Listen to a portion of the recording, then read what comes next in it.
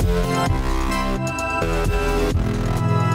Cozy Gloves here. I'm wearing a hat. Today we're going to be looking at reverb in a mix. This is my track. It is called Glass Eye. And you can see me make this in the drum and bass series. It Should You Desire. It looks like this. So it's got quite a bit going on. And there's some stuff going on down here. And I have 3 different main reverbs. Okay, 2 are actual like reverbs. And this last one's sort of an effect send that I set up all the time. And now it's just part of my template. It's a reverb going into a delay, and it creates this cool thing. But I use delays like crazy in here too. So I'm gonna go ahead and play for you this part over here. We'll start right here.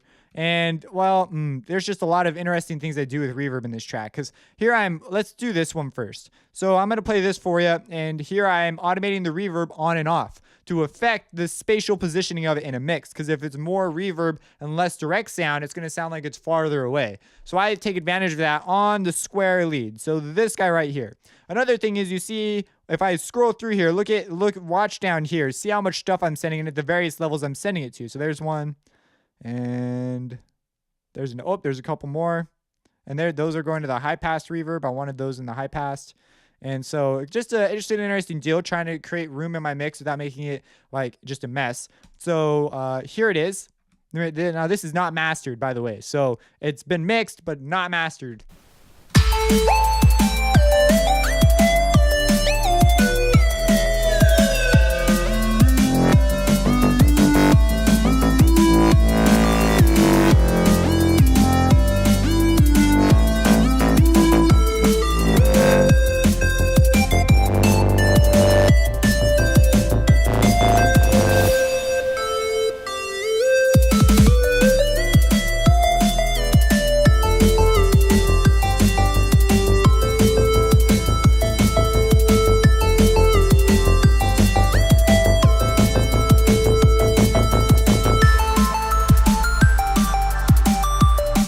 So you get the idea, and there you see there's a lot going on. I sort of get some of these big just things going, but you see at the end here, I have this thing go all the way on, and it just feels like it just fades away. Like it's really smooth. There are a couple other parts when we hit this opening right here. That's a good spot to do a reverb thing. So I did that, and it bleeds over like whoo, or over here, wherever it was at.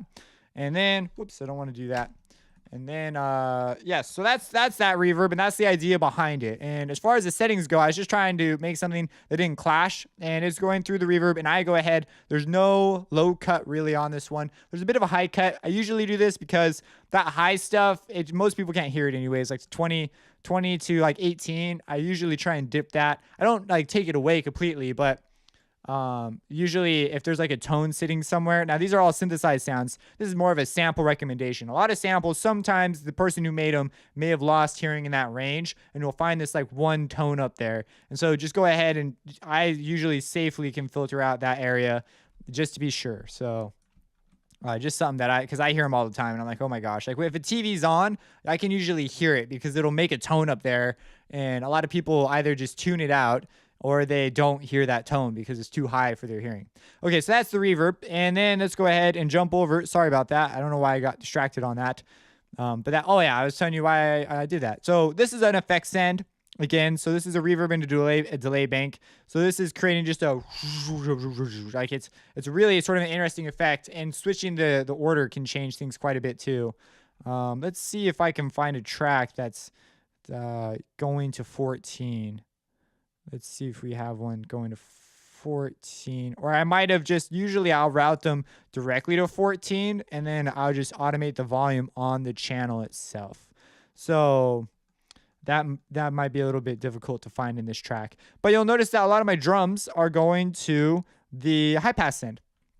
That's because I don't want low crap flying around down on the low end. Low end reverb usually is not very desirable. I have one that's got it as a thing to substitute maybe some low-end ambience, but for the most part, I want my kick to reign supreme down there. And you can see I have side chaining going everywhere, and I quite actually like the way the drums settled out in this mix. I think it sounds really cool. Another spot, let's go ahead. I want to show you this thing too. So you see there's panning like going crazy. If I can get away with panning it a lot, I usually do, because it's just more interesting to me anyways. But I have this massive riser going on here. So this is literally just a massive, if I hit F6, bring this up, Let's see if I've enabled it, massive riser. I cannot see it. But anyways, it's a big, massive. It's literally an instance of massive. It might be this. Yep, it is this. And it's going into a reverb as well. But what makes it interesting is it's being filtered. So as the filter opens up, so does the reverb and the rest of the sound. And I am panning it back and forth between the two. And it gets faster and faster and faster until like we've opened up into something new.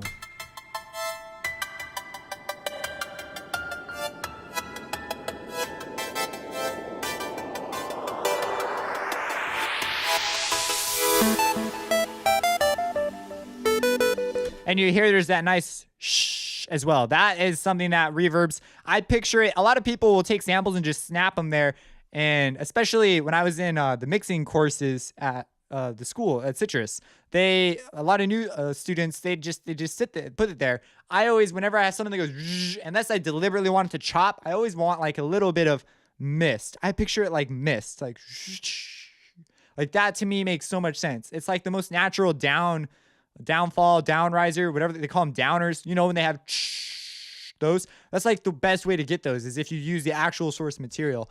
And then what you can do is you can automate an EQ on and off to get the frequency response you want, because a lot of times it can be very bright. It also depends heavily on the reverb you're using. So as you can see, you get very decent sounds out of this. Now I'm using delays quite a bit too, so I think I'll just jump at the chance real quick here and show you some of those. So one thing that I'm using the delay for at the beginning, it's sort of an open thing. And we have these chords, and these chords stick through clear as day because of the area of the spectrum and the fact that these things filter on. It's a dynamic movement that makes sense. So any of the masking that does occur at this point is like masking that like you expect to happen. So it sounds really nice, and it's easy to tell where the chords are. But this thing right here, I have this little square tone lead. I believe it's this guy right here.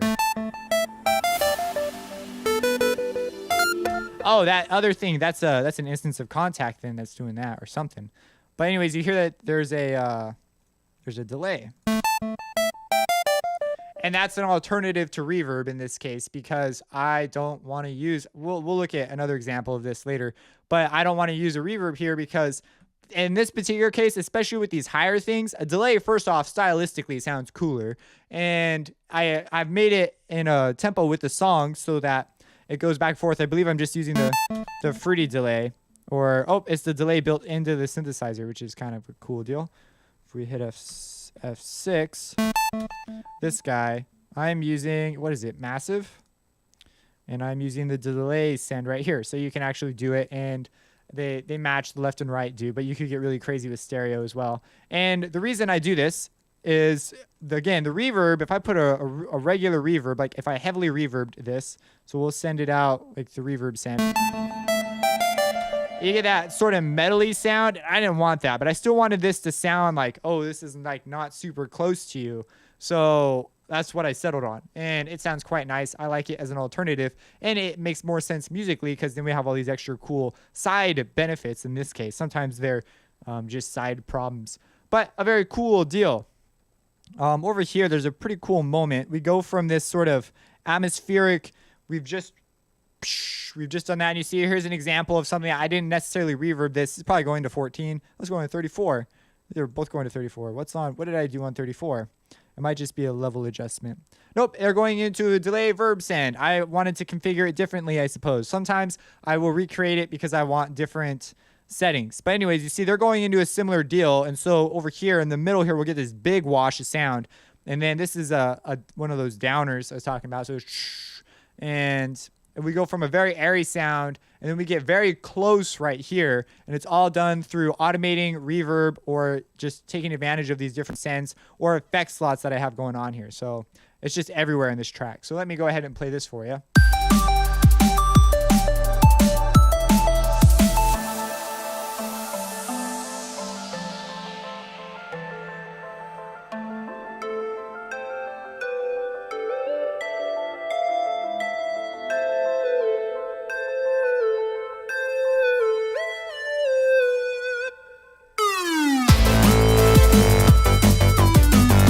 And then in the mastered version, that's like super freaking loud. I love that part. Bam, like yes. And you see here that I am actually panning the reverb. And so that's something you can have mono reverb and you can have stereo reverb. So it meaning the two channels are not related to each other. So this channel is doing something different than that channel. And so I just did this as an interesting thing to do. So I can get away with panning. It creates very interesting sets of space. You see this starts out really far behind and it comes up. And I'm also doing a great deal of EQ automation. Just accounting for it because in the mix, this is actually pretty bright. It's very bright. And so I'm just automating on various EQs. As you can see, they're all mix levels. So they're EQs that only exist for this purpose. Now I might grab a dynamic equalizer. And I may still automate it on and off. It just depends on what I think is the best solution. You'll also notice here that I have a stereo shaper. And this stereo shaper is there's a delay going on between the two speakers. And it is bringing it, as you see, it makes it very open again. So we went from, I was probably mono before. I don't remember what exactly channel this is on. But then it opens it up. So very open, I've introduced a stereo image that wasn't there before. In addition to having just reverb panning, just loads of stuff. So if you were to watch the mixer during this section.